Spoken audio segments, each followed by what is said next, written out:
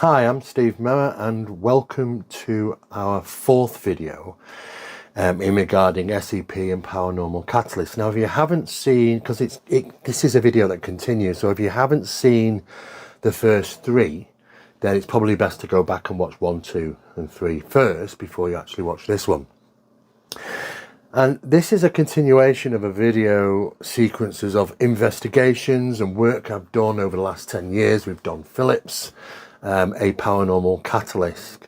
And for anybody who hasn't already seen Unsolved Mysteries from October the 2nd, 2024, it's actually on Netflix at this moment. And it is season 5 or volume 5, episode 2. It might be worth actually having a look at that as well. I'm also going to be putting some links in the description below to find information on Don Phillips, his YouTube channels, and also any other bits I can find.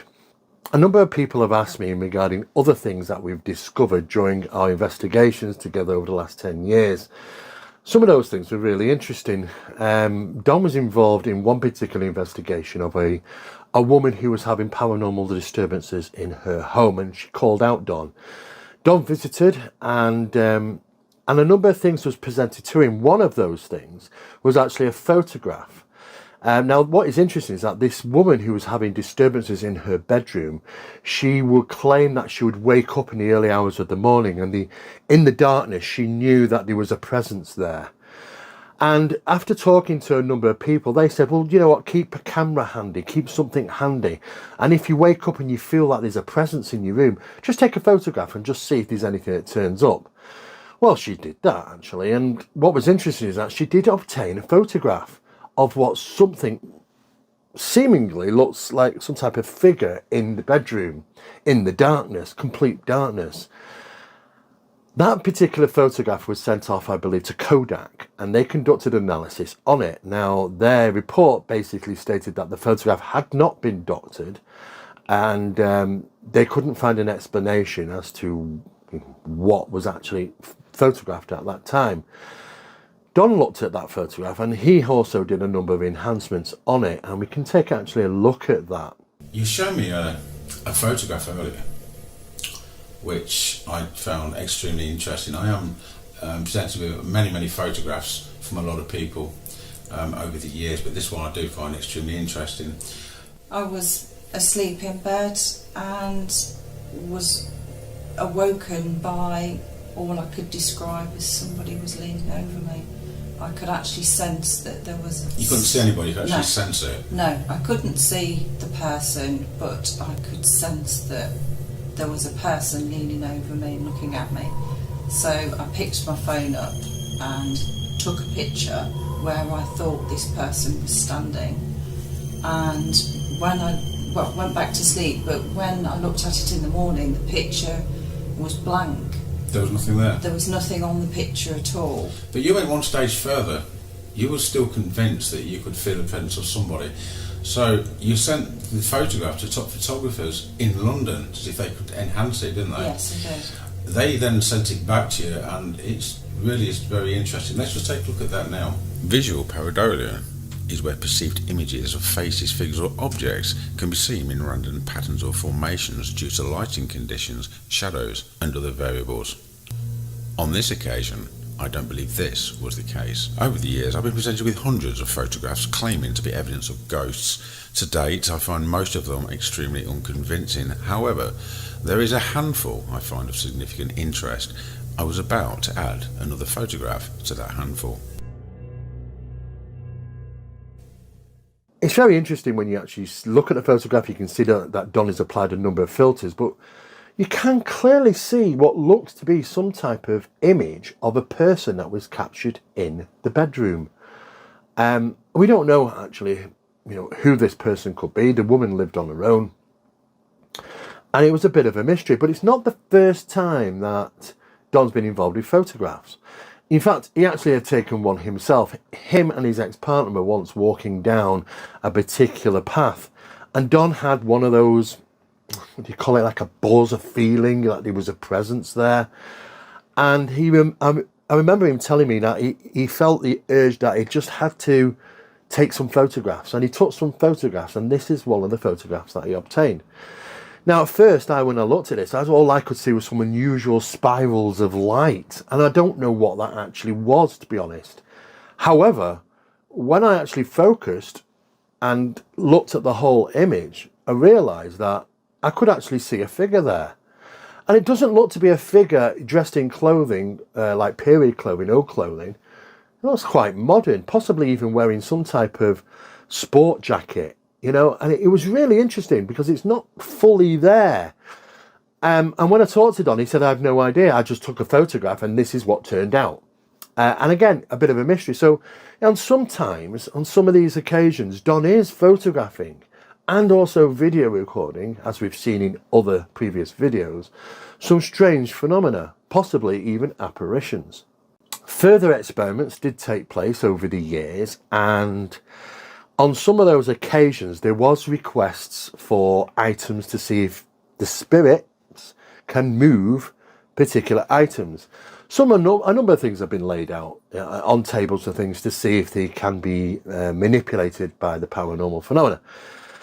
On one of those occasions, it totally caught Don and his colleague totally by surprise because he didn't expect it.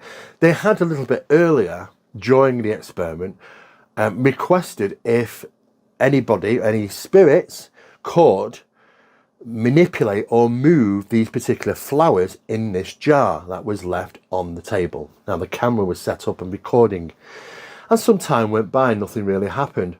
And as you can see in this video, it caught them off guard, and it actually did capture the movement of these flowers actually turning.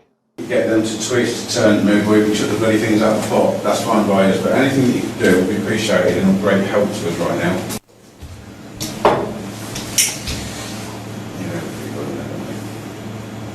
Hold on. Fantastic. That is turning, is it? That's just turned. That has just turned. That has just turned. Can you keep turning it? Just turn it again. Oh, fantastic. Oh, guys, That is wicked. I'll leave the lighter off because it might interfere with it. Is the camera on that? I'm buzzing now, isn't it? Hey, yeah. Keep it turning. Keep it turning, guys. Oh, it's not on it. Oh, mate. Keep it turning, that's brilliant. Is it still turning? Yeah, looks like it. Oh, fantastic. That's it, turn it towards me. Keep turning it.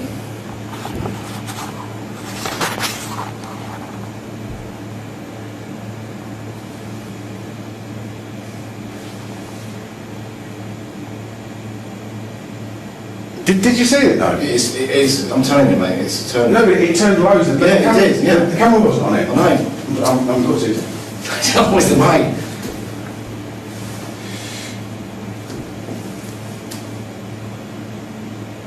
Did you see it though? No, I didn't. It didn't just go like that. I know. It's brilliant, fantastic.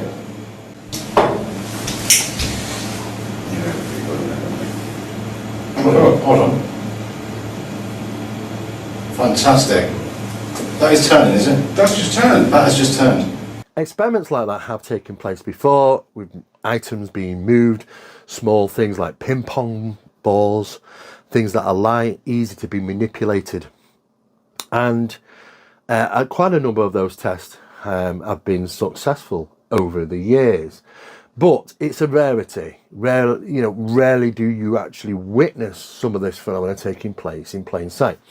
And as you've just seen in that piece of footage, these flowers just slowly moving like little glitches, we're doing it on their own. And I've witnessed things like this, and I believe he requested, who actually was responsible for moving them, and I believe the name that he caught on camera was Tiffany, whoever or whatever Tiffany is. Guys, who just turned the flowers for us?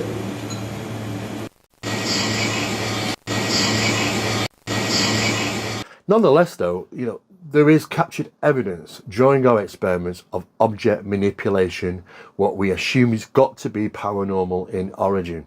In our previous episodes, we've shown times when Dr. Robert Young, another specialist, has joined us to examine Don's work and the methodologies that he uses.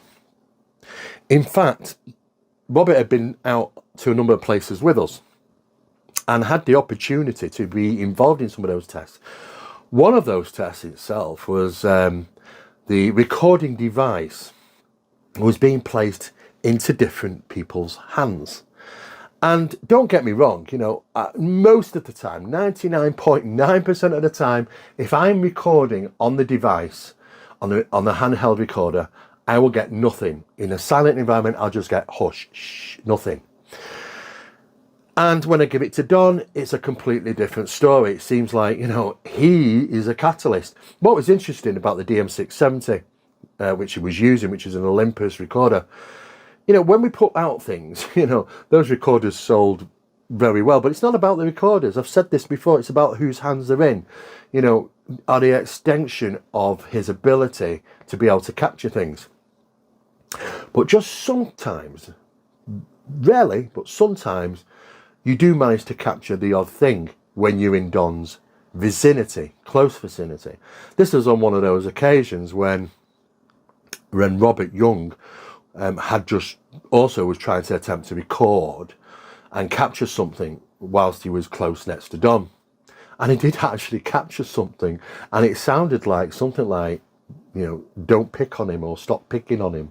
I don't know. Well, you know, Don had been joking along around with Robert for the last few minutes just prior to that recording, so maybe it's something associated. But that's what it does sound like. And like I say, we had done tests, and I wasn't getting anything, and initially Robert wasn't getting anything. It was only Don that seemed to be getting them when it's in his hand. Like I say, he seems to be a catalyst of some sort. But nevertheless, though, just sometimes you do get the opportunity to capture something when you're close and in his vicinity, Don's vicinity. Basically looking around the location, checking on the perimeters, the way the land is, what the house is like. And of course, we've got quite a number of things to do tonight, and talk to the witnesses, find out exactly what is actually going on. We've reported a whole array of paranormal disturbances, and it's very, very difficult at this moment in time to figure out what this beautiful bungalow behind me actually holds. Me and Sean were just talking in the kitchen then. Yeah. And you know, you've got the equipment going downstairs, and we was just chatting away. Then we just heard a voice say "don't," and it seemed to like it would come from some sort of equipment, like a novelist kind of voice. But I was just wondering what Steve's equipment he's got that feeds back voices to him. It doesn't, does it? I don't know, as far as I know. No. But it was clear as day. Yeah, I don't think it does. It would have picked up on the thing anyway. Steve just said that, so yeah, it's quite interesting. Right, Rob, I'll be down in a minute, mate. Okay, mate. So Rob was just saying, I mean, that thing I've got running downstairs, I don't think it, just sit down a minute. I don't think it actually speaks back to you, does it? It doesn't. I'll have to check it. I'll have to go downstairs and check it. But if there's any audibles that have been caught or are in the harmonic range in that kitchen area, then the equipment the equipment that we've got a very sensitive directional microphones in there. Yeah. So that, I mean, you know, they'll pick up anything locally. Well, the problem I've never had anything like it. Problem when you get cases like this is that a lot of people have been involved. There's a lot of information that's been spread, you know, from spiritual mediums that have come into the property, white witches, paranormal investigators, researchers, ghost hunters, you name it, and they've all had a bit of a stab, and they've all left bits and bobs of their information behind. Problem for the people that are living here, they get very confused as to what is true. I mean, they've been told so much. Exactly. Yeah. And it has left them, you know, a little bit concerned. Totally bamboozled when we got here, weren't they? Yeah. Oh, absolutely, absolutely. So yeah, it's good that we can iron out a few things for them. You know, and the principle is that we want to make sure that they feel safe in their own homes, and that's the main thing. Well, I'm going to go down and have a quick word with Jill about that, okay? And then I think we'll probably do is, we've had some, I mean, we took 60 seconds, well, I took 60 seconds of recordings, I mean, absolutely There's some really interesting ones. There was a lot gathered in such a short length of time. What are you doing now? I'm just setting up the small little the little camera you got Bluetooth camera. It's more so for picking up maybe anything in the audio So, and I'm just going to leave that locked off and running. All right, Steve. So I'll see you in a few minutes. Okay.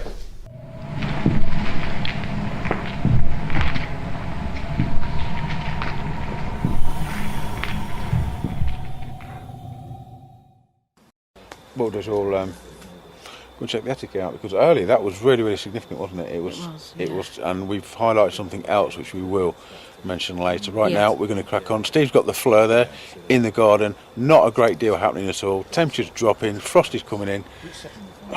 Bloody cold, isn't it, Jackie? So it's freezing. Let's get inside. I do a recording, yeah.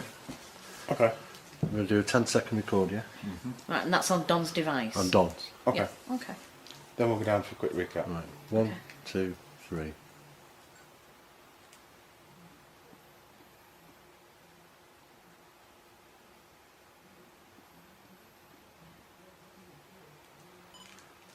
Okay. Press play. No.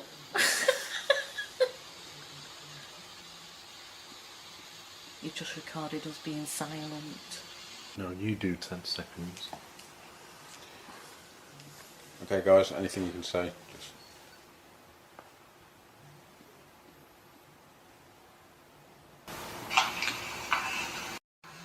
I am Graham. I'm Graham. Well, the thing is, you saw me do 10-second record on that. Yeah. Nothing. Yeah.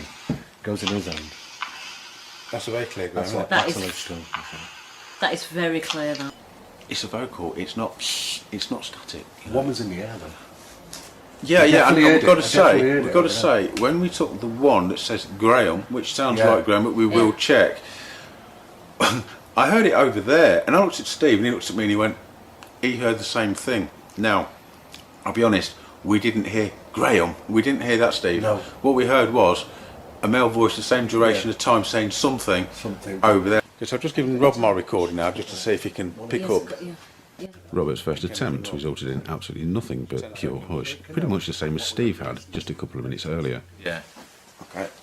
However, Robert's second attempt was entirely different, when this voice comes back which appears to say something along the lines of, "Don't pick him," or something very similar. Stop now, because it just started to get noisy out there with wind or whatever it was. The car. Oh, is that what it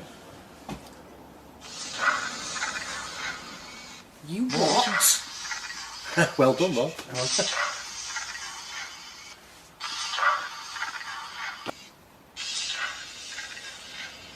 That speech. I can't believe how loud that is. I was actually filming Robbie at the time with a night vision camera, and upon playback there also appears to be another voice that says, "I'm going." Whatever it is, we'll put it through the amp. Yeah. That's I can't. That's very loud. I can't speak. believe that. I've Yeah. had that recorder in my hand, and I've got a clear male voice. That's the first time in your life. That's as loud as I've ever heard in my life. There's been a number of opportunities over the years also to be able to question Becky. Now these are experiments that we've conducted with whatever Becky is. We are communicating with her and have had the opportunity to ask questions. And some of those questions, that were really interesting, and the results we got from them was even more puzzling. 2 examples. One of those questions was to Becky, when we pass away, when we die, do we go to heaven? And the response back from that was, for those that make it. For those that make it. I mean, what does that actually entail? What does that mean? I mean, of course, you ask a question and 1,000 other questions are generated after that answer. It's like trying to figure out what the blooming heck does all that mean? I have no idea. Another question that was asked, now this one was interesting. We asked about dimensions. Are there other dimensions around us? How many dimensions are around us that we might not be aware of? And the response came back 11 dimensions. Now, this is going back probably 7, maybe 8 years ago. And what was interesting is that about 2 years after that incident had happened, I started to see, for the first time across the internet, references to these other dimensions, and a number 11. And I thought, well, that's really interesting, because that's the same thing that was referred to by Becky, 11 dimensions. And then some years later, we start to see this on the internet unfold, that these scientists, numerous different scientists from around the world, are confirming that there are 11 dimensions. And there's also been some discussion about, are they multiple realities? Another you, another me, out there in living in some type of other reality. And the answer was yes, there are. There are other you, and there are other me and everybody else living on another planet. It's like Earth, and it's in another reality of some sort. There's multiple realities. Now, you have to take into consideration, I don't know how true these statements are. We certainly got them. And we don't know if they are accurate. That's the problem. And how are you supposed to research this? Though that it's next to impossible and you can't really do that, it is intriguing to obtain them, asking questions and getting responses. And like I say, some of them do seem to be accurate information being relayed back. Now, we've had some really quirky things take place when the physics that we understand just kind of blows out, just goes, it just doesn't make any sense, doesn't fit into the square box of reality we understand in regarding physics. And that is often associated with equipment. On some occasions, we have recaptured some incredible recordings. One of those recordings I actually sent off to a specialist in the US. He claimed to have been a specialist in instrumental transcommunication for over 30 years, and was very attuned to what type of equipment is required, the frequencies, and all sorts of different things. And he said to me, he contacted me, he said, well, send me one over. And I actually sent him one particular vocal response. And I said to him, have a listen to this. There is a vocal response on it, and tell me what you think.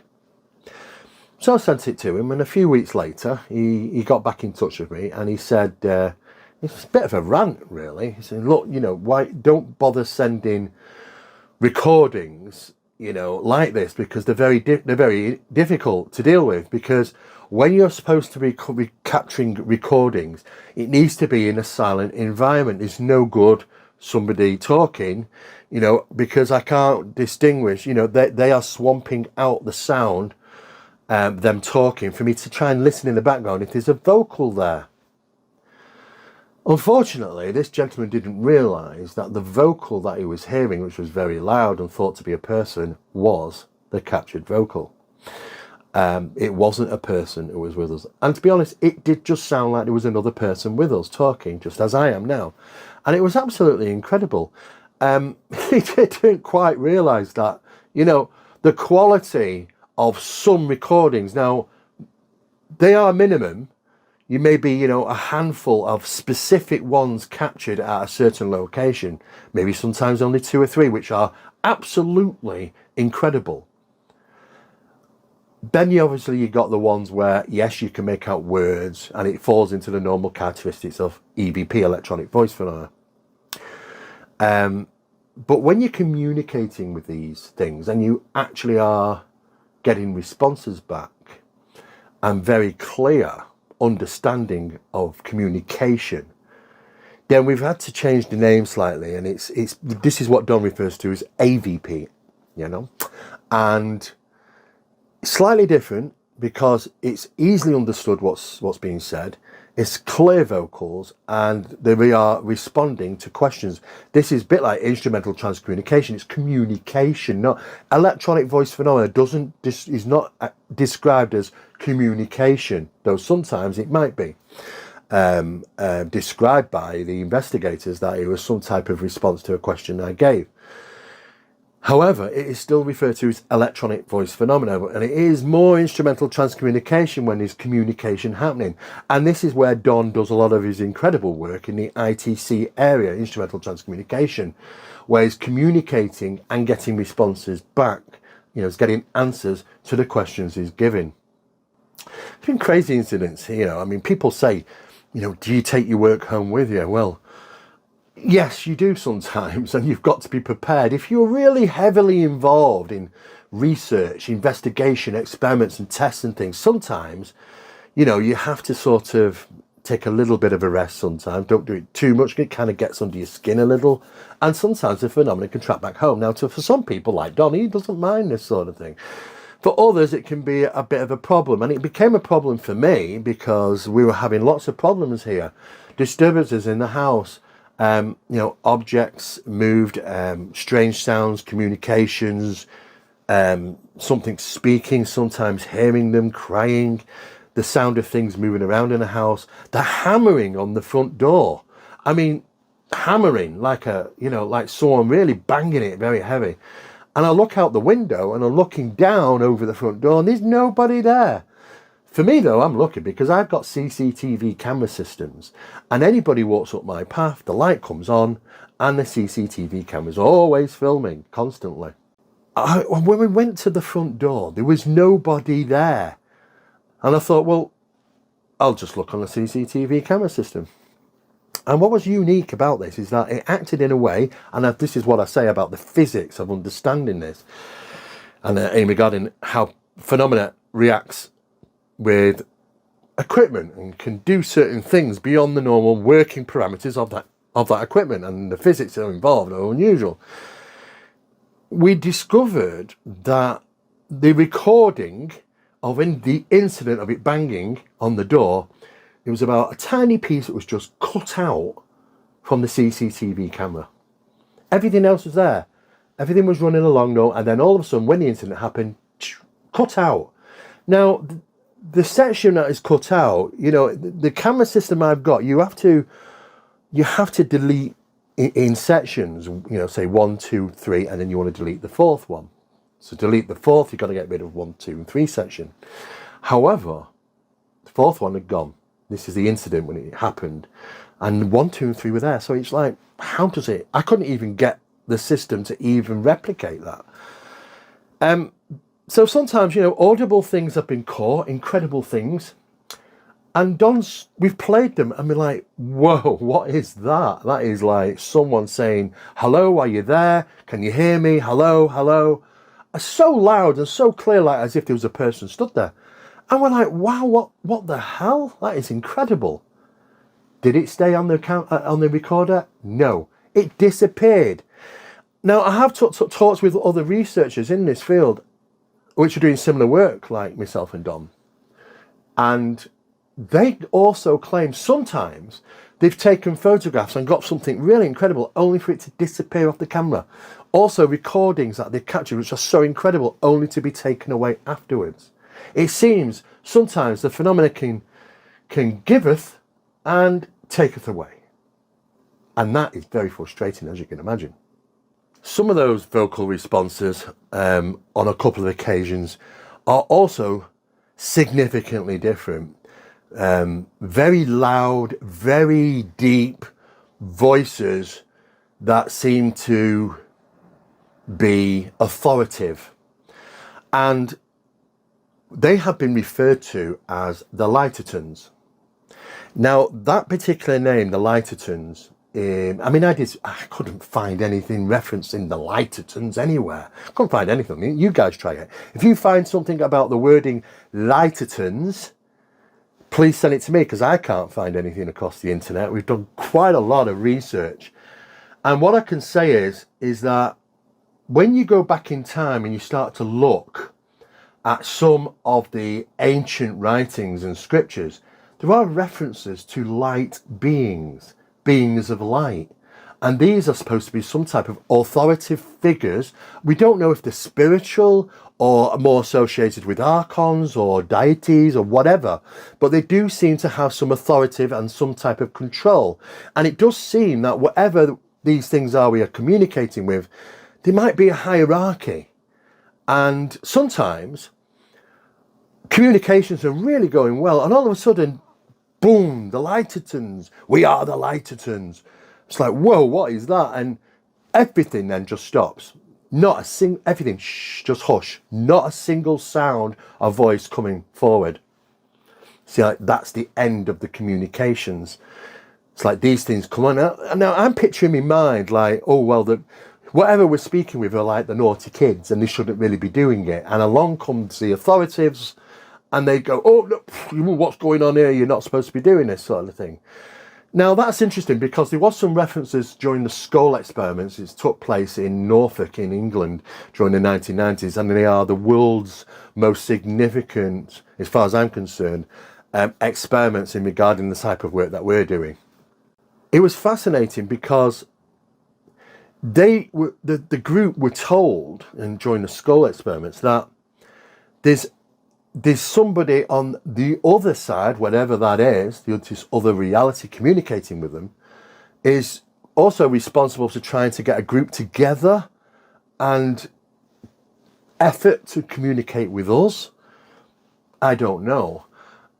It's fascinating, absolutely fascinating. So there's like a relationship, an effort, joint effort. But, well, like I say, with these Lightertons, only 2 or 3 times we've caught this, and they've seemed to have been a presence suddenly sort of come in. Phew, everything ends.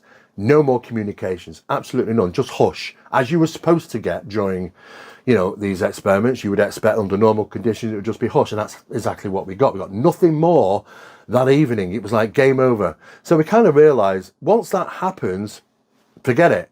Let's down the equipment, go and do something else, because it's not going to work for the rest of the evening. We're not going to capture vocals. And it is very interesting. We still got a considerable amount of work to try and figure out, what are these things? Are these light beings of light? I mean, does the referencing Lightertons means, light people that lived in a town? Or, if you can talk to linguistics, who've studied ancient languages, this is what they'll tell you about light beings and authoritative figures, a presence. And we don't know if they're godly or something else, but nevertheless, though, there does seem to be a significant impact to the recording processes and capabilities during these experiments. When these guys turn up, it's like everything ends. Very strange. So, guys, if you've heard anything about Lightertons, let me know, please, because I find that very, very interesting. He's able to get information pertaining to where bodies might be buried, even. Now, this has happened at Tutbury Castle, and I have covered some bits from Tutbury Castle in our last video. However, you're probably, if you have seen the recent Unsolved Mysteries from October the 2nd, 2024, Volume 5, Episode 2, and we did touch on Tutbury there as well, but there was things done during the episode that never got shown. Yes, it's the same old story. Anybody that's worked in TV like myself for many years realises that they film 20 times as much, and and so much doesn't get put in. Sometimes it's things that you think, oh my God, I wish that was in, because that was great information. And sometimes it just doesn't happen. And this happened during the Unsolved Mysteries. Now, the curator of Tutbury Castle, Leslie, which I know, I've visited there a number of times, and I know Leslie quite well. We've done some work together over the years, and she's brilliant at what she does, her job. And occasionally I've met other people there at Tutbury Castle. Richard Felix, the paranormal historian, I've met there as well on location. And when we were there filming with Unsolved Mysteries, going back probably, I don't know, 6, 7, 8 years ago, when we went to Tutbury and I was with Don, he got communications to say, there's like a pit of remains or bodies, and he was being drawn to them, and he was asking, communications were taking place with his recorder about how far we're going to go to find this. and it was through the car park area, because when you see Tutbury Castle, you can see a little bit of an area where there's a car park and grassed area, and there was one particular tree there, and it was, we were trying to we were trying to locate where this so-called pit of bodies were buried, and he was getting things like, oh well, it's to your left, to your right, how far now, 11 feet, and eventually it was like, you're on it, you bang on, this is the place. And we stood there, and I remember making a mental note. I was looking at the tree, I was looking where we were on the grounds of Tutbury Castle, and just taking it all in, exactly the spot where we were taken to. Of course, at that time when Don and myself addressed Leslie about this, she said, we don't know anything about that. We don't know anything. There's nothing available.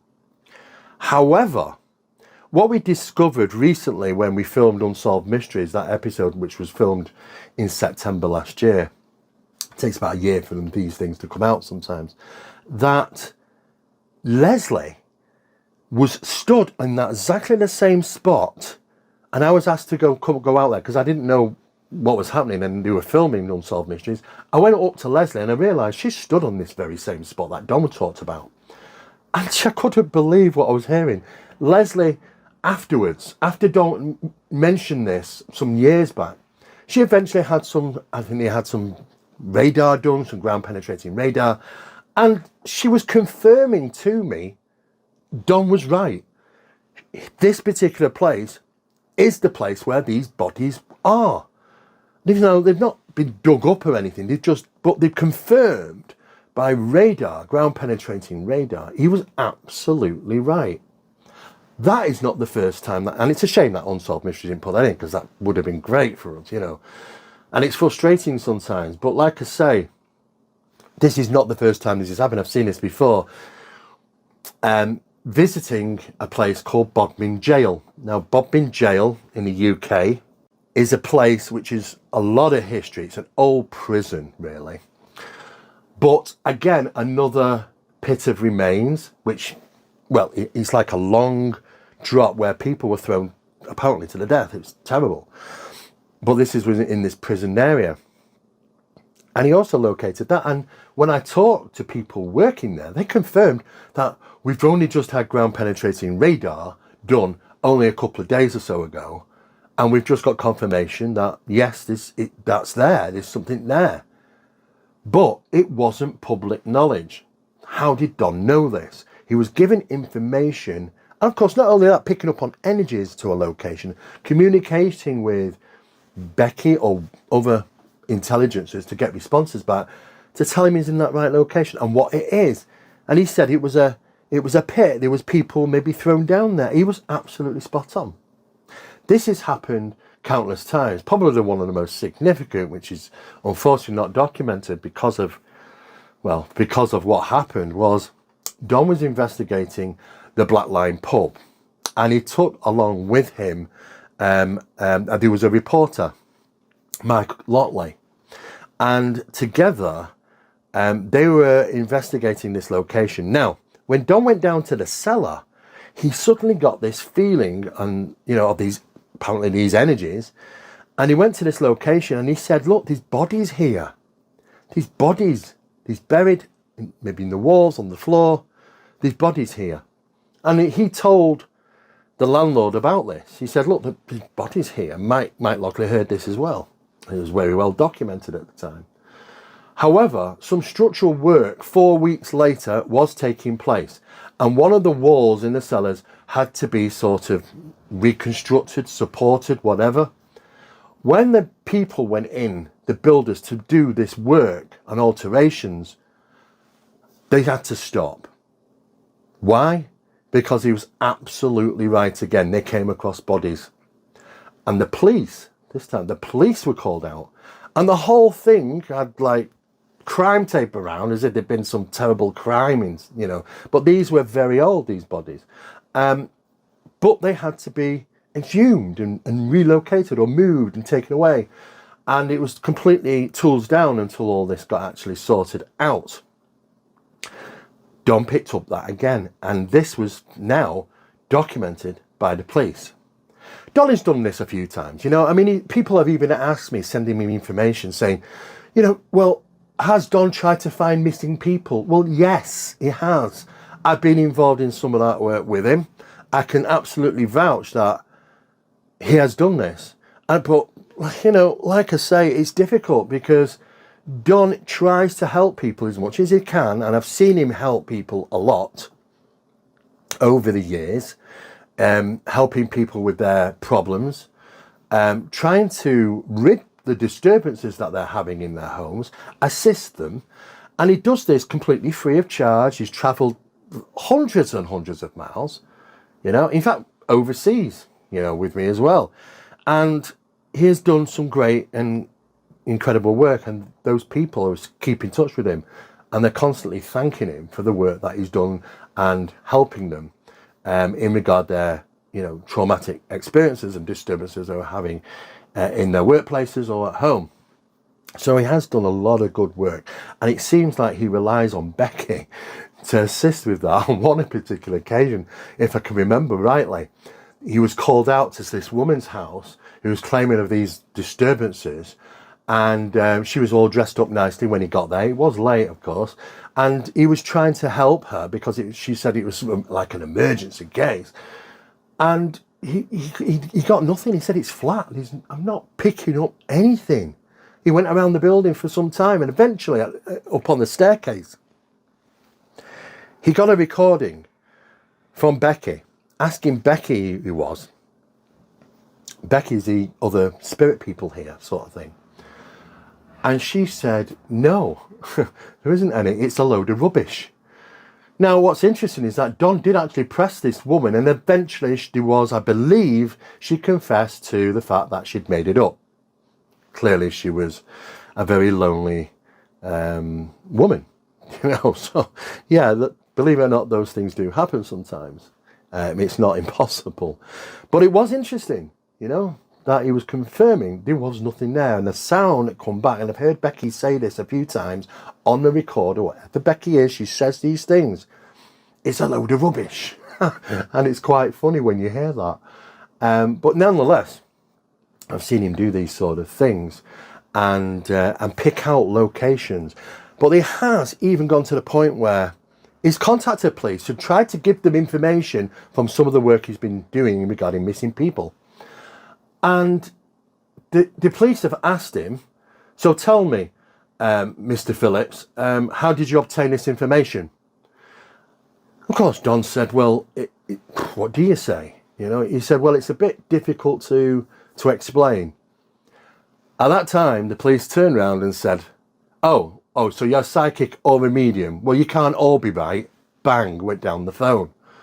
It's like, look, I get it. I understand that police authorities have probably had a lot of idiots, you know, people like, but Don, I've seen him and he's the real deal.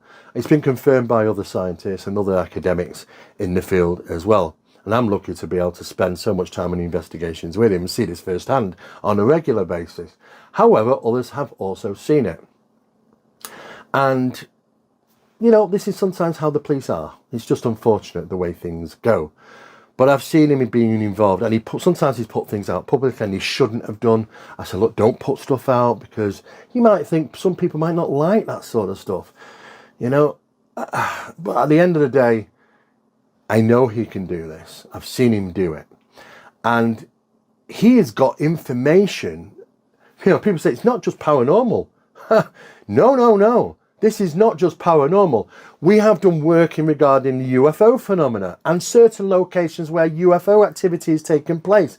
And it's remarkable about the stuff he pulls out from his surroundings, from the environment, and from these guys, whatever they are, seemingly communicating to him about UFO-related stuff that's happened in these locations. Yeah, it's fascinating. Now, I don't like to ask questions like, well, you know what's going on at Area 51 and those sort of things. I mean, I don't think too much is going on there. But when you do get told something about it, how are you supposed to even know if it's true? Because you can't check it out anyway. So it's really, I don't like getting into questioning like that if you can't prove the response. However, he can definitely pull out from that environment. Somehow, I do not know how. You just got to leave Don to do his work and get on with it. There's no, oh, let's get you to do this, or let's get, no. You walk in there, Don has got to be allowed to do his job. He does his work. And do you know what? It is remarkable to see. I've seen him do this on many occasions, and I don't know, he switches into a certain mode and he is locked on, he's attuned, and all of a sudden, information starts to come. Information that has led to discoveries, even things which are buried, information, things that have taken place there, location phenomena, all sorts of things. I've seen this firsthand many times. And for anybody who could utilise this, really? I've sat there thinking, Don, do you know what? I will not be surprised if the US military come knocking on your door one day. Oh, Mr. Phillips, we would like to ask you if you could assist us. Remote viewing or obtaining information. Oh, absolutely. He's incredible. I've seen this firsthand. And I've said this jokingly to him. Okay, hey, don't be surprised, Don, if this sort of thing does happen. We know that it's happened in the past. But it's absolutely incredible to see when it happens. And there's certainly people out there that could certainly benefit from working with Don to obtain information like this. Not just about disappearances, of people, even if it's down to probably that they're a victim of something, but also about not just paranormal, but ufological, maybe other stuff as well, I'm not too sure. But definitely UFO and paranormal stuff seems to be, obtained from him. And he does this, like I say, being on location, just leaving him to do the work, and the data will come.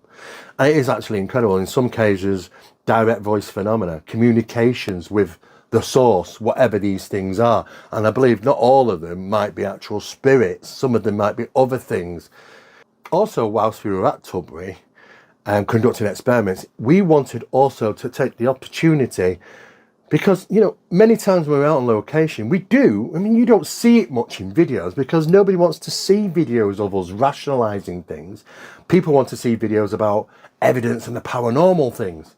But believe me, there's mountains of stuff we have which Donnie's obtained, and we've used this together and put this information together in regarding, yes, something's been debunked. We found rational explanations. Oh no, that's just, it's pareidolia, it's this, it's that, it's the other, or someone's not being completely truthful. We've done a lot of work like that, and we've called people hokey. Absolutely, we do. We don't care. We just, if it's dodgy, we put it out. We say, oh no, it's not. Something's not quite right with this. But we do try, and we do work heavily in regarding video and photographic analysis, and we've done some great work myself. We've done over the years at looking at videos and photographs and trying to work out, are they hokey or are they real? Now, on some of these occasions, we would actually even go to the point where we're trying to replicate an alleged paranormal video. And this was one of those locations, Tutbury, where somebody else had gone, somebody who was quite well known in the subject, and claimed to have captured a shadow apparition moving across the wall in Tutbury, in the hall. We wanted to see, is it possible that could be replicated? Because we had an inkling that, yes, this could. So whilst we were there, in exactly the same place, in the same location, around about the same time, we decided to conduct a number of tests to see if it could be replicated. And, this is the sort of work that we do, and we were quite happy with the results that we obtained. Let's take a look. You haven't been able to, which just shows, doesn't it? Sorry to interrupt. I've heard a lot of debate going on in the last few minutes. How are we getting on? Well, basically, we pretty much worked out it could be replicated under the conditions of two light sources. Right. We know that there was a primary light source used, right, which was fixed around this location. But it was mobile, as if somebody was in control of that. It might have been fixed to them, it might have been tripoded. Oh, yes, that's how it appears. It seems to appear to capture in the infrared footage the reflection in the picture on the wall. Okay. You can see the light source. And it's independent to the camera, so we know that it's moving. So we know that we had to be the fourth party, a fourth person in the environment at the time the footage was taken. To gain that size image on the wall, a shadow, has to be a second light source. The second light source has to be distanced You also had to work out the height of the person. I'm a tall guy, so obviously I've cast a big shadow. You know, but to gain height as it moves from right to left on the footage, you'd also have to move in towards that direction, which would mean basically that the rubber had to move slightly towards the light source to grow in size. Right, okay, so this is what we're kind of thinking, theorising what's happened or may have happened, so the next stage now is trying to replicate it. The idea is let's go to infrared, let's set the light sources up and let's see if we can get a camera set up and we'll measure the distance, we'll measure the height. Well, we'll speak to Leslie. Make it a bit of a scientific issue, which of course is what you're doing. And all I'm just check it out, interested in, is just to see what's going to happen. I'm fascinated. Okay.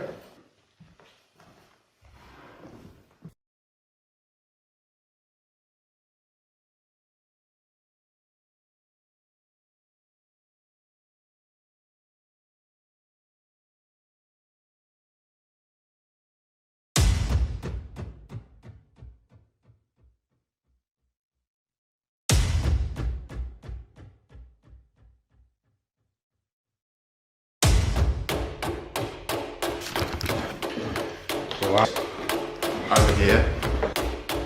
Should be there, No, I've done that, right, because the first part is with the two people here. Just get into position, just look over there, the picture. Okay, now all I need to do is get an infrared shot of that at this moment in time. That does this section. I need you to do it from there, facing that picture. From there, so we can get the bounce back on the infrared light. Jack it just forward, just a tiny bit.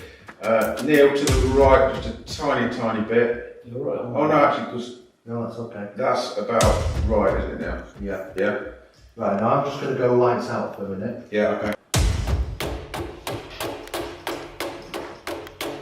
Which is focused. Is that, have we got the flare?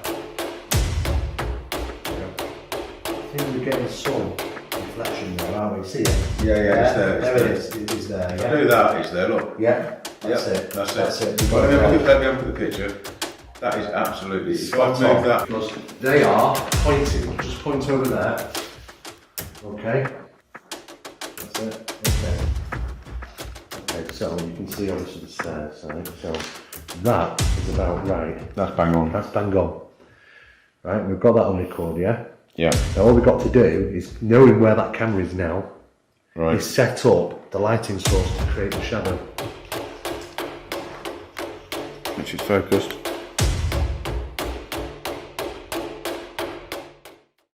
Oh, Steve. Oh. It's too big. It's like it gets big as it moves on. Yeah, but it's not defined enough. It's. It is. Do me a favour. If we walk to Steve, Dude's got the ground. Too big. Shadow's too big. Too big. So, go. Too far across. Yeah. There, that's better. Right, so, to there, and then over to, okay, ready? Hang on. In fact, go right backwards so you're not even on it. No, that's fine for a minute. That's fine. Brilliant, stay there. 1, 2, 3. Step forward and then straight this way. I reckon that is absolutely.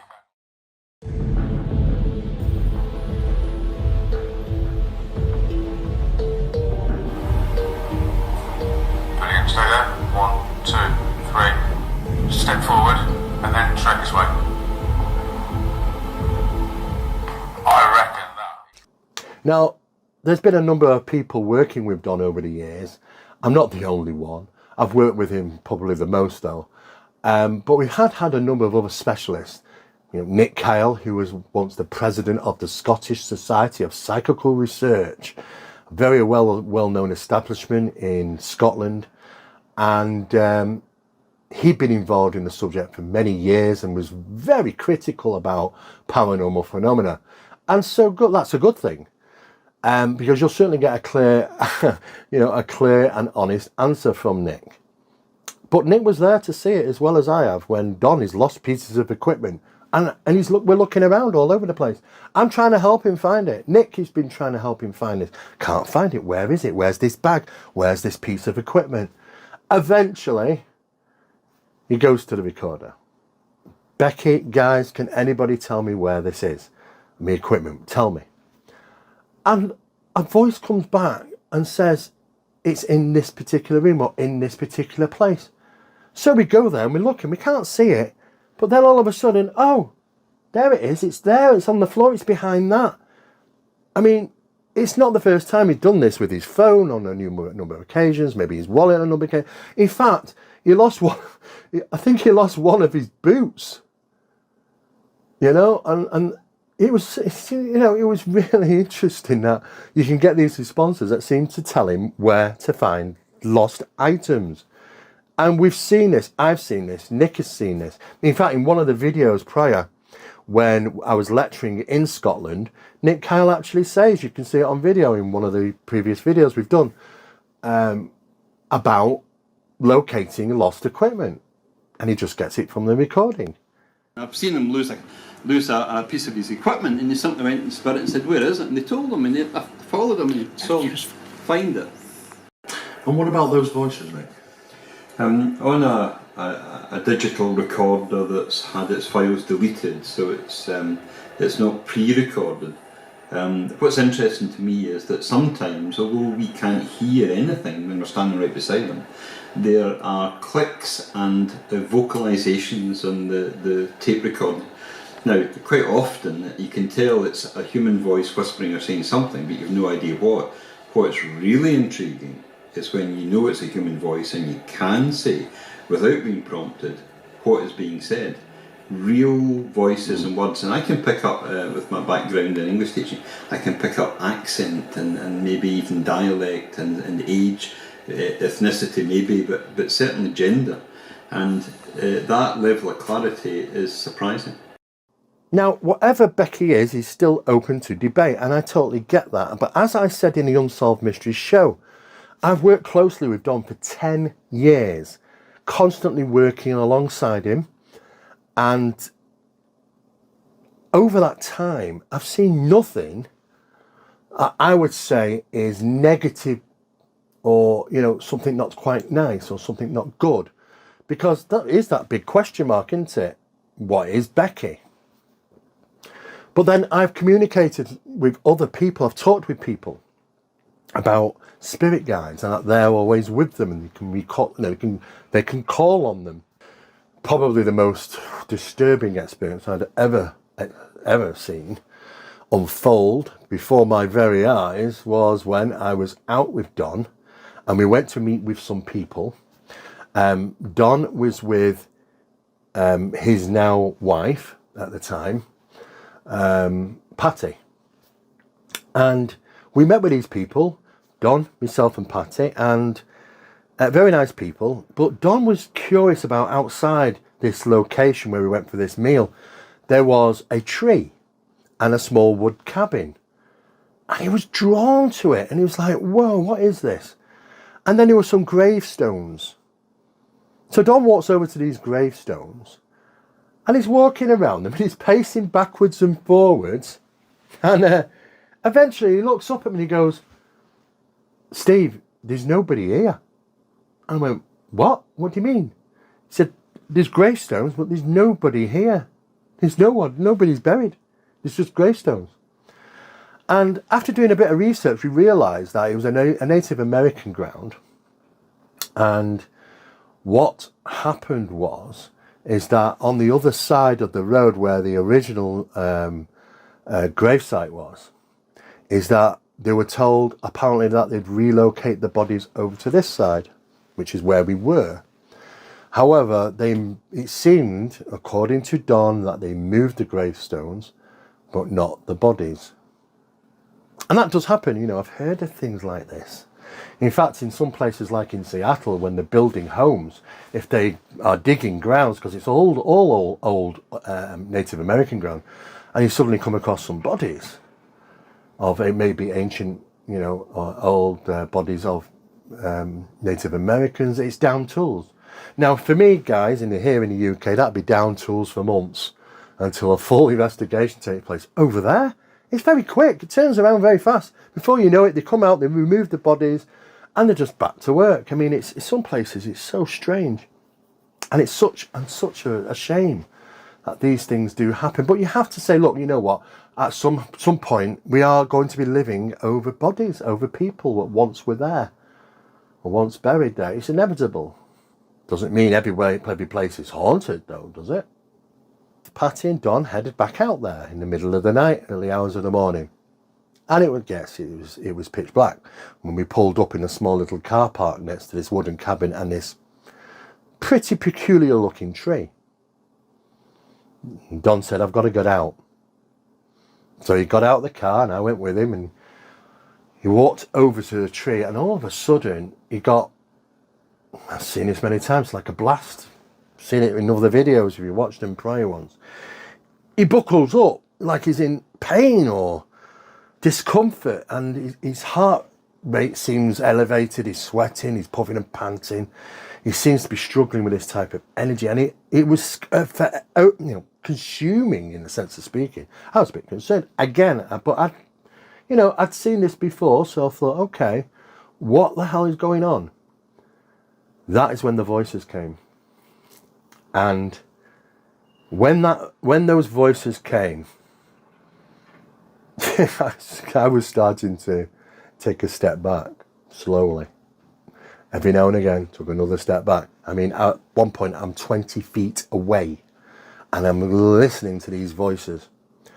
These voices were probably the loudest voices I've ever heard. And they weren't just speaking, they were screaming at him. And they said things like, and it's going to sound shocking, and you might not believe this, but I swear on my life, my children's life, this is what I witnessed. Kneel before us. We want you. You can levitate. Come with us. Kneel before us. Horrible, loud voices. And I went, whoa. And I said to Don, and I was honest, I said, Don, it's a bit out of my comfort zone. What the hell is he dealing with here? It was, I'd never, it took me by surprise. I didn't know what to experience. I headed off back to the car. I couldn't do this, couldn't be with him. I thought, I'm just going to watch him from afar and make sure he's okay. And I saw him doing something. He was like, he was shaking, he had his arms out and he's shaking and he's trying to do something to seemingly rectify what's been going on there. Because we didn't know, but it certainly didn't seem very nice. Well, so when I say that, yes, there are things out there which might not be so pleasant. I can believe that. What's interesting there, though, I went back to the car and I'm talking to Patty, and then all of a sudden, now taking in consideration, it was a warm night. There'd been like a little heat wave whilst we were there. It's lovely. But all of a sudden a coldness came, but it felt like it came from within as opposed from external. And it got to the point where I was so shaking, I couldn't even hold a camera. I couldn't hold things in my hand. I was shaking like this. I looked up, Patty was shaking like this. I don't know what, it was a very deep coldness came over us unexpectedly and strange at that time, because like I say, it was a warm night and we were watching this unfold. Don comes back to the car. It's like he had to have a respite. He was even struggling to get into the car, trying to deal and manage with these energies. Eventually gets into the car and he's pumped. He seems aggravated, annoyed and pumped up. And it's like he had to have a bit of a respite, and he's like, right, okay. And then he's out again. He's going back to it a second round, it sounds like. That's just how I imagine this. He's going up to the tree and he's doing this thing again and he's shaking and I thought, wow. Whatever this was, though, another 5-10 minutes later, it was over. He came back to the car, he calmed down, he sat in the vehicle, I'm sat in the back, and I said to him, what the hell has just happened? And Don said to me, it's hard to explain. Together, they've managed to disperse, is the word? get rid of it, whatever was at that tree. And he had to do this. There was a partnership between him and apparently Becky, and managed to do this. And it sounds crazy to hear this. If you're probably thinking I've lost the plot. I thought I'd lost the plot when I saw this happening. But it happened. It happened. And I don't know what to make of that. Was he dealing with some dark forces or something? So if that's the case, then they do exist. But then what is Becky then? I started to ask questions. What is Becky?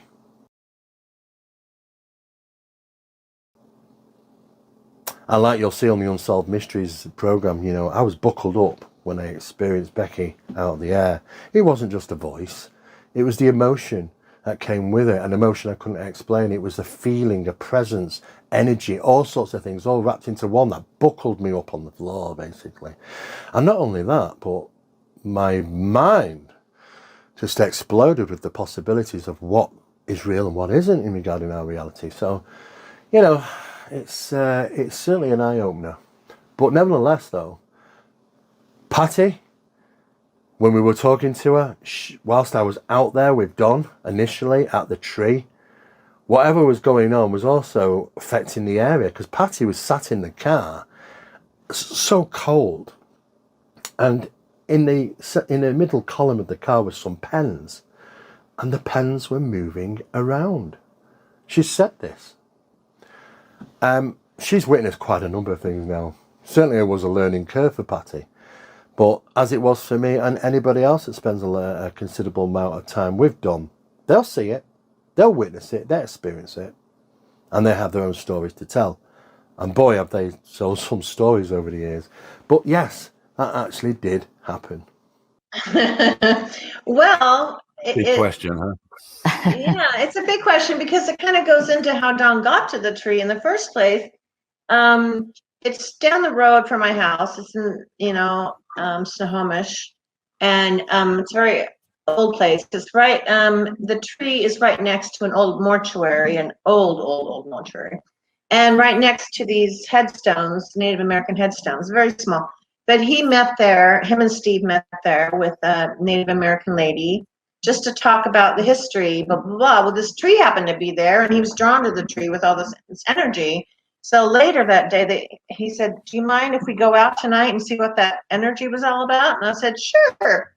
And yeah, that's the first time I had ever seen anything or heard anything like that in my life.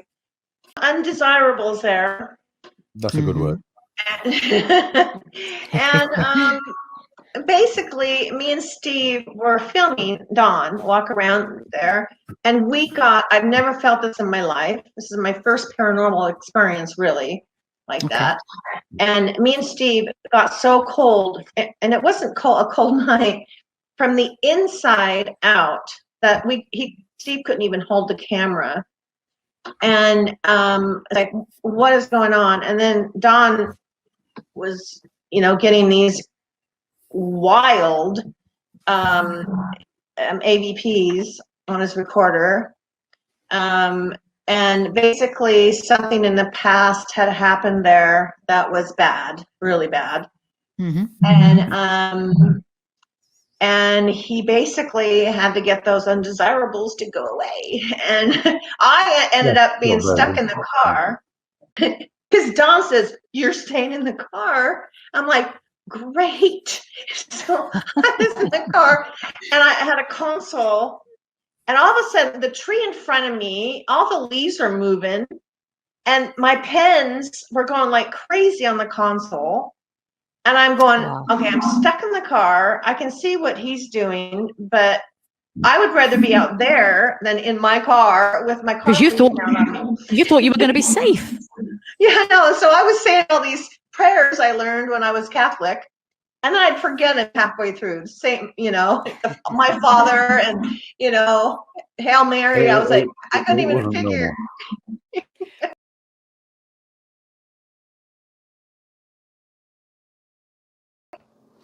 Other things that I've discovered along that journey with working with Don is him being able to strangely diagnose, or Becky, whoever Becky is being able to give him information about diagnosing people. And he's done that. I've been aware of 2 or 3 times he's done this. One was his ex-partner, and he asked Becky, because she hadn't been well for a while, and he asked Becky, what's wrong with her? Becky replied, and she went to the doctors, and it turned out that that's exactly right. You know, it was exactly what Becky had said. More recently, in regarding his wife Patty, she has a particular illness that's affecting her, and none of the doctors could give them information as to what is exactly wrong, what is wrong with our dear Patty. And Don, out of desperation, reaches out to Becky and says, look, Becky, can you tell me, can you help? And it got to a point where she was pretty much diagnosing the situation. And it was a situation that could have easily been missed. As soon as he got that information, armed with that information, he's passed this on to the health authorities. And they are now pursuing what he has told them. Now, if he ever gets to the point where they ask him, how did you find out this information? Again, that's going to be one of those tongue-in-cheek moments, which I love to see. I love to see people's face when they experience things or they know certain things. But, you know, it's not everybody's cup of tea. Some people just don't like to know, or it's too hard for them to believe. And that's the problem. Belief. And our upbringing. And our social condition of what we should believe. It's a problem.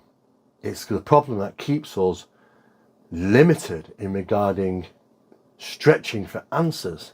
Items that might be discoveries that we can't understand, but at the end of the day, at least we're moving forward. At least this subject's moving forward somehow. It's not going to remain static for another 100 years in the paranormal field, is it? Surely not. Surely we've got to strive forward. And yeah, it's fascinating. You know, what capabilities or limitations does so-called Becky have? We don't know. And we still don't know what Becky actually is. Lots of question marks. But, you know, it's open for discussion. There's nothing hidden here. It simply is what it is. But at this moment in time, I can say I've seen no bad, no harm come, only good things, and assistance and helping people. And to me, that's a very honourable thing, because Don, like myself, you know, we never charge a penny for the work that we do. It's just a matter of research and interest, investigation, and most of all, helping people, especially if it's a traumatic case, children involved, it's an emergency case. We'll do that. We've spent hundreds, if not thousands of pounds out of our own money over the years and years of been doing this, myself and Don, and helped many people. And there are videos across Don's YouTube channels of those people that are basically telling their story and how he's helped. So it starts to get very interesting. And the more you delve into this and working with Don, you start to build a different picture than the world we thought, or the TV shows on the paranormal, which are mostly comical. Are they really striving forward for answers truly? Or is it just entertainment?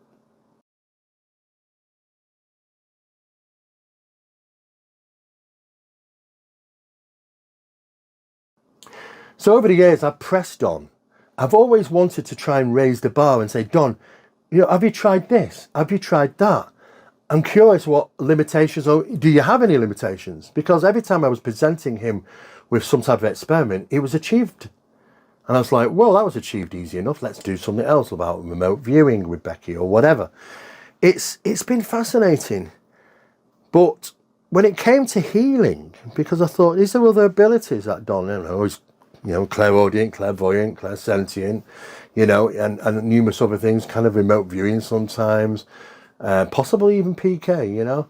But what limitations does he have? And I thought to myself, what about healing? And it was interesting because he did actually start trying to do this, and he was quite successful to begin with, straight off the cuff. Now, it only started off with small things, like when you talk to healers, hands-on healers, you know, or even distant healers, faith healers, whatever. There are a number of different types of healing processes. But when you talk to these people, it usually starts off small and gets better and bigger as time goes on. And they practice this procedure. He started off by just healing a mouse that seemingly he thought was dead. And he tried to heal it. And now what he says is he's utilising energy, his own energy, and letting it build up and dispersing it into these animals to help them heal. That's kind of how he's explained it. I don't think he fully understands the process himself. What I can say, though, that as soon as he started doing that, Don seemingly was healing himself. Because I do know that Don had a couple of long-term illnesses, diabetes being one of them. And as soon as he started doing that, it just went away. And even the doctors he went to see, and he said, well, we don't understand, it's just everything's back to normal. It just went away. And not just that, Don's never, I actually, hang on a second. And all the time have I known Don, he's never ill. He's never ill. Why? Even when Patty unfortunately got COVID and was very poorly, Don also did a test. And it would look like the line that on the little test that you get for these. Don's was so thick and heavy. It was a lot more prominent than Patty's. He went and lied down for an hour or so and he was perfectly fine. He had no symptoms. None at all. Perfectly fine. And this has happened on many occasions. He just doesn't get ill. Why is that? But he has healed it, and he moved on to other healing of things like a bird. I think it was a crow. And he was doing his thing. And what's interesting about these animals is that they don't move. You think they'd be panicking or flapping around. They don't. They're in some type of weird hypnotic state. It's weird. Eventually they do come round, just like the mouse did. Eventually come round. He'd done some work, he said, on this mouse. He was recording it, and it seemingly knew where it was and realised what was happening and okay, off it went. The same for the bird. It's eventually, it's okay, and realised what was happening, and its surroundings, and thought, what the hell? And just sprung back into life again, Not the first time or the last time. Don now resides in the USA, in a location close to Seattle. Now, he has gone on further to conduct healing on animals. Now, dogs, for an example. Some of these dogs, the owners have been told, it's got one leg up, the back leg. It's always up, can never even move the back leg, let alone put it down. And the specialists have said, this dog has got this problem, it's never going to walk again. It's never going to walk again. You have a decision to make. And it was well documented, Don going out there, because these are people that have known Don and know what his capabilities are, and asked for assistance, and he's gone out there. And he's done something, putting his hands on, doing something, which seemingly, it's incredible. I mean, he does this, and then the next minute, the dog is running around on all four legs. It's what the hell? And he's not just done this once, he's done it with other animals. Another dog, I think it had a stroke or something. And it was incredible what these pet owners was witnessing, because they were coming forward and telling people, this is what I saw, this is what I witnessed. And even to the point now, probably one of the most significant things, and you know what, the TV shows don't want to put this in because it's a little bit, it's involving a person who had a heart condition, and he was attempting to assist this person in the same process.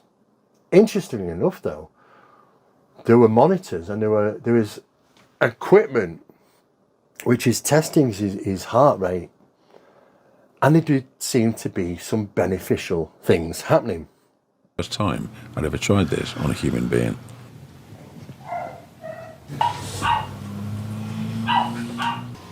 So Bob, how are you feeling right now? Better than I was before we started. You're beating normal.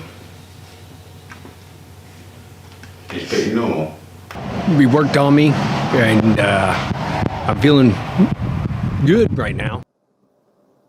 So, it's questionable then is that Don has other abilities in other areas, in other camps, maybe healing or whatever.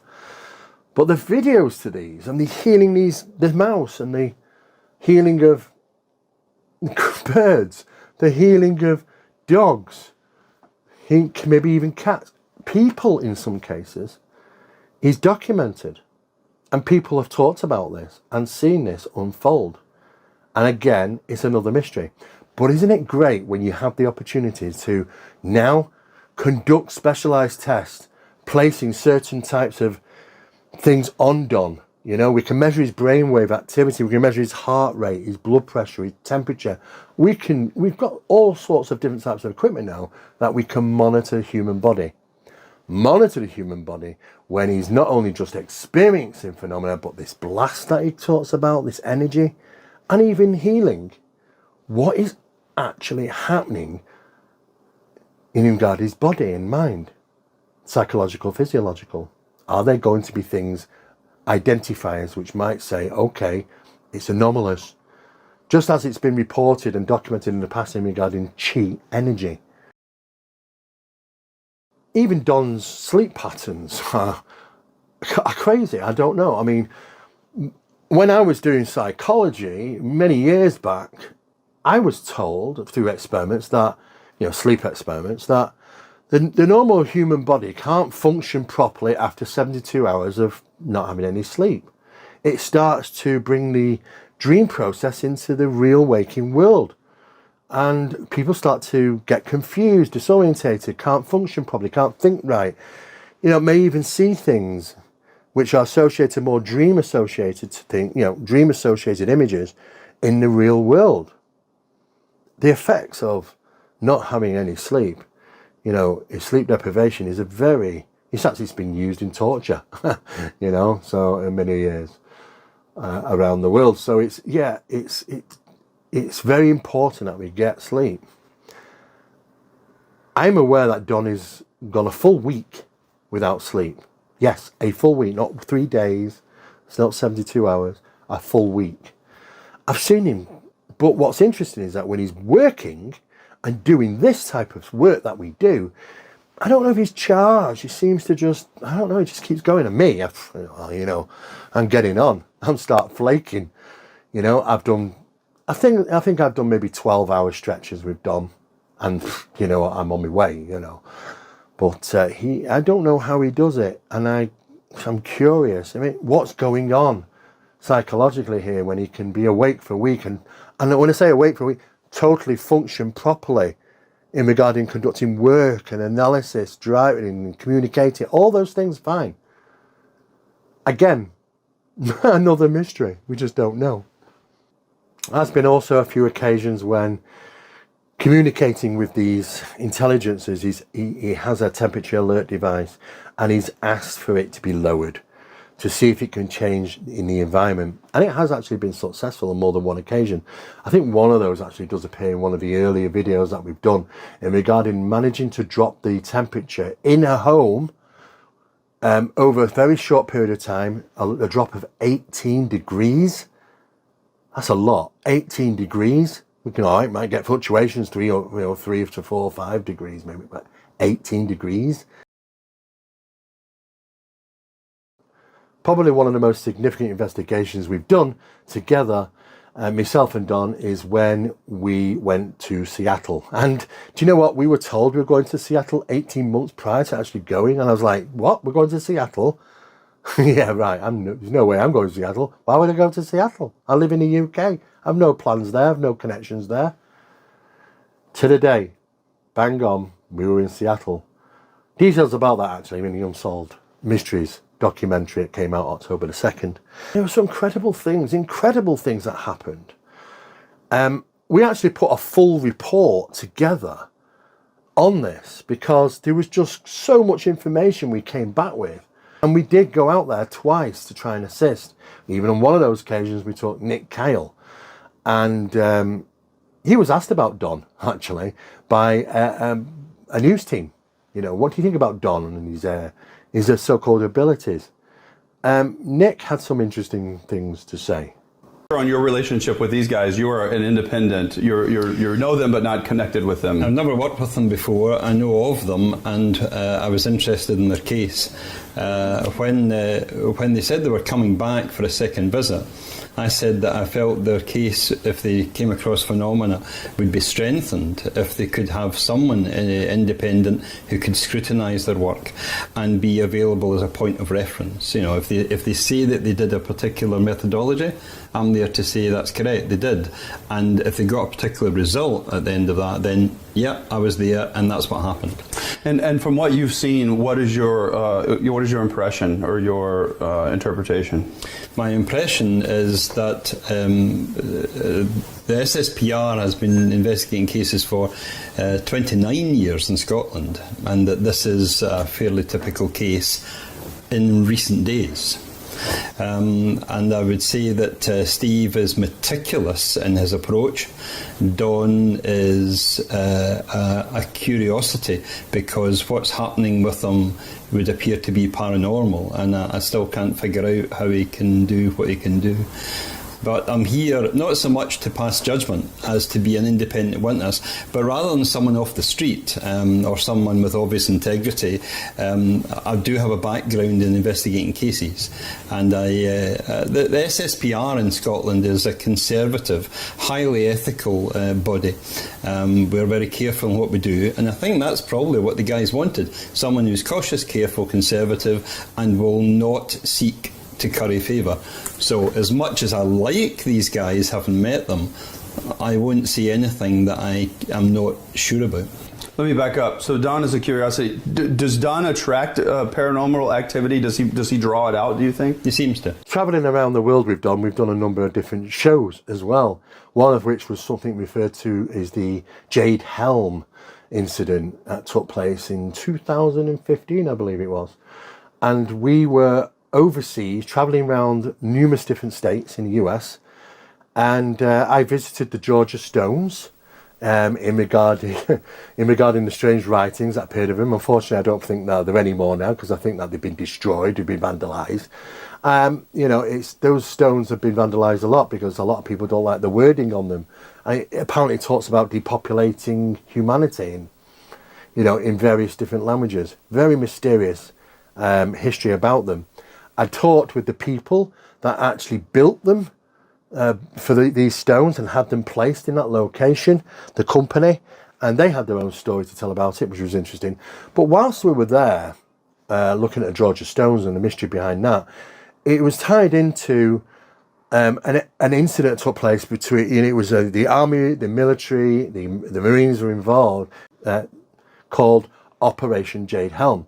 And they were utilising the area of Texas to conduct these trial experiments or trial tests involving all these three things. Sometimes even the Navy and the military, the Army, they all came together. Trucks were seen going in there, tanks were seen going into Texas on trains, jeeps, all sorts of things, soldiers. It was like an exercise. A what-if exercise. Now, according to official information, says that they were conducting this there in Texas purposely because there's areas of Texas that looks like other areas throughout the Middle East. Okay, yeah. But what about the towns, the small towns? And we headed off to Livingston because some strange things apparently took place at a number of Walmarts. We were being told that Walmarts were closing temporarily, and within like a week or so, 24-hour round the clock, they gutted the Walmarts and turned them into what I can only describe as some type of processing centre. It looks like something that you'd see in an airport trying to get through customs, a sorting area. And it was very strange, but it wasn't that the only one Walmart that took place in Livingston, which was gutted. Apparently many others were around about the same time. And it became very interesting because Walmart is heavily connected to official authorities. seemingly, according to the research. And it's also interesting that these things happen at the same time. All these Walmarts were gutted, turned into a processing centre to see how fast you could turn them into maybe a processing centre, and then put back to normal, and then staff brought back in. You know, and what was interesting, there was round-the-clock work and round-the-clock police monitoring the location of where all the work is being carried out. There was even word that some soldiers were plain clothing, and were said to even try and attempt to get into certain homes. I don't know if that's true or not, but I wanted to know what is the story behind it. And I asked Don to come with me. And we did. We met up, and I interviewed a gentleman who worked in Houston reporter, Houston Chronicle, I think it was, and he was a reporter. We went in there, and I interviewed him. And our team were all there filming, trying to gather evidence. We also had the opportunity, not just me, but also Don, to interview, because Don does some great work interviewing people. He's very skilled at this. And we were able to interview military officers at a particular base in the US about Operation Jade Helm. And you know what, there was all sorts of vehicles around this particular base, you know, specialized tanks and jeeps and all sorts of things, even helicopters, you know. And it was a fascinating case. But even though we were there doing that particular work, still Don could capture things on his recorder. Just staying in our motel one night, I was sat talking to him about the research about Jade Helm and some of the early incidents that took place when the Carter administration were in power. And at one particular time, he actually got up, went to the bathroom, Don, and he got a recording. And the recording came back, and he said, "Steve, I've just done this recording." And there was a person or somebody, and he asked them where they were. Blimey, it does. It really does, doesn't it? It's good. I'm sitting on your bed. I'll put it on camera. You just got that in there.